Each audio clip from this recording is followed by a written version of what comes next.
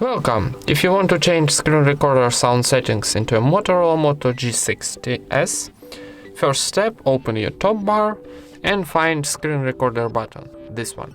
If you don't have this button in the top bar, click to pencil and then scroll down and find this button here. Then you press and hold and drag to top, like this. And when you drag, this button will be here on the top bar. So go back and now press this button, then press OK Start, and then when you see this panel, here you got sound settings, so click it, and here will be 4 options: microphone, system sound, or microphone and system sound. So check your option, and that's it. Thank you for watching, leave thumbs ups and subscribe to our channel.